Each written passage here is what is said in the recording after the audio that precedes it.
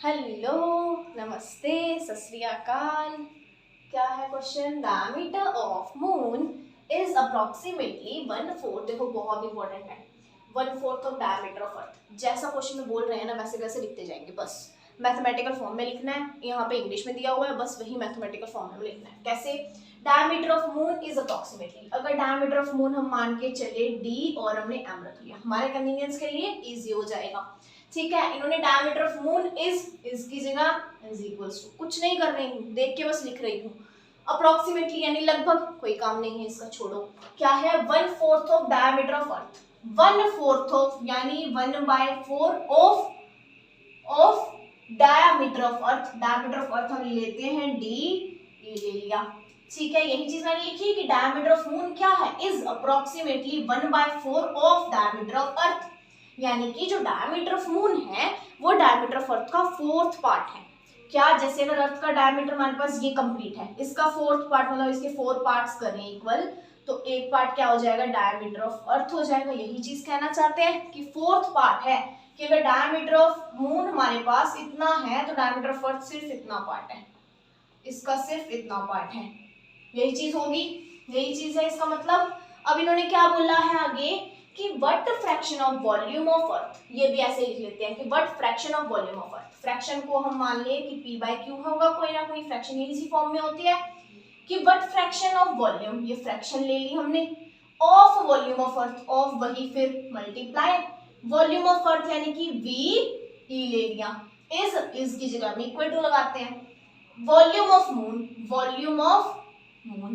देखो जब ऐसे क्वेश्चन हो ना, सिंपल इक्वेशन बनाते चलो, बस कुछ नहीं करना और समझते चलो चीजों को कि डायमीटर ऑफ मून क्या था? इज इक्वल टू लगा दिया approximately 1/4 of diameter of earth. इसको अगर हम वैसे लिखें कि dm यानी डायमीटर ऑफ मून हो जाएगा de/4 हो जाएगा नॉर्मल टर्म्स में। ये इक्वेशन हमारे पास जो है बन जाती है। ये इक्वेशन एक बन गई सीधा। अब इसका हमें क्या निकालना है? फ्रैक्शन निकालना है, यानी p/q की फॉर्म में आएगा। 5/2, 8/2, 9/2 क्या आएगा वो नहीं पता हमें। इनटू वॉल्यूम ऑफ अर्थ यानी कि fraction of volume of Earth is volume of moon. अब इसका क्या फॉर्मूला यहाँ बन जाएगा कि p/q कोई फ्रैक्शन निकालनी है, वो किसके इक्वल हो जाएगी? v ऑफ m, यहाँ मल्टीप्लाई में है ve यानी डिवाइड में वॉल्यूम ऑफ अर्थ। ये फॉर्मूला बनेगा। कंफ्यूजन कहाँ होती है हमें कि हमें वॉल्यूम ऑफ मून ऊपर लेना है या वॉल्यूम ऑफ अर्थ, यहाँ कंफ्यूजन होगी। इसलिए कंफ्यूजन मत रखो, सीधा ये जो चीज दी गई है वो पहले लिख लो।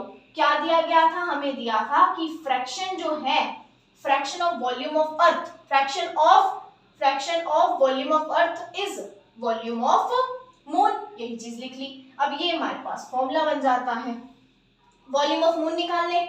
वॉल्यूम ऑफ मून का फॉर्मूला क्या होगा? स्फेरिकल है तो 4/3 पाई आर क्यूब होगा। 4/3 पाई आर, मून है तो मून का ये हो गया आर एम ले लिया। ऐसे ही volume of Earth 4/3 pi R E का क्यूब। अभी 4/3 पाई और 4/3 पाई तो ऐसा का ऐसा कट गया। ठीक है जी। अब आर एम क्या है? आर एम हमने निकाली नहीं है अभी, हमें तो डायमीटर दी गई थी। वही क्या करेंगे? डायमीटर का हाफ कर लेंगे रेडियस निकालने के लिए। तो क्या है? डायमीटर क्या है हमारे पास यहाँ पे? डायमीटर ऑफ मून तो सीधा क्या है? de/4। ध्यान रखो डायमीटर ऑफ अर्थ हमें d ही रखना है और डायमीटर ऑफ मून क्या रखना है हमें? जो हमने यहाँ से वैल्यू निकाल ली है d/4।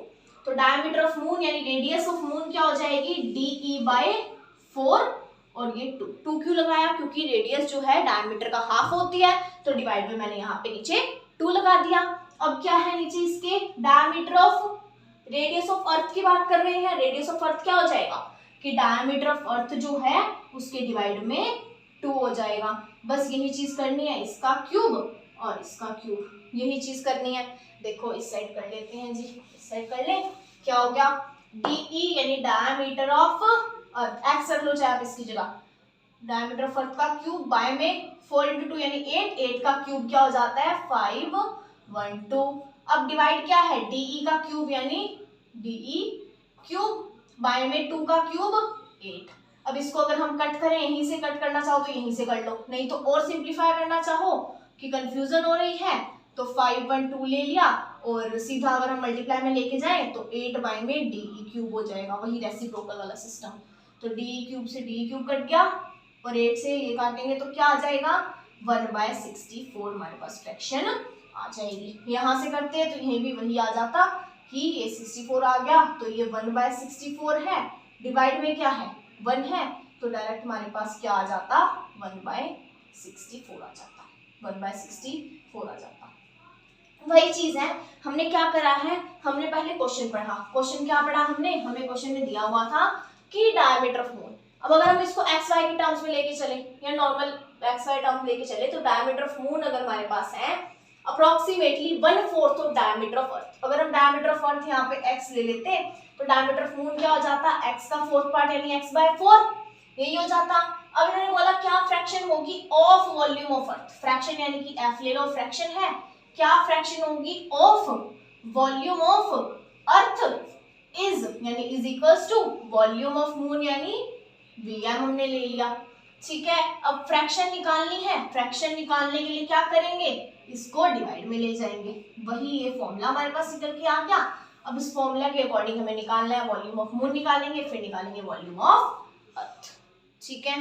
हो गया क्लियर। क्या बोला था कि जो डायमीटर ऑफ अर्थ है, मतलब पूरा जो डायमीटर है जो अर्थ है हमारे पास, उसका जो डायमीटर है, मून क्या होगा उसका 4th पार्ट होगा, मून का डायमीटर अर्थ के डायमीटर का 4th पार्ट है, या अगर मैं कहूं कि डायमीटर ऑफ अर्थ जो है वो मून के डायमीटर का 4 टाइम्स है, ठीक है। बस क्वेश्चन यही हो जाता है।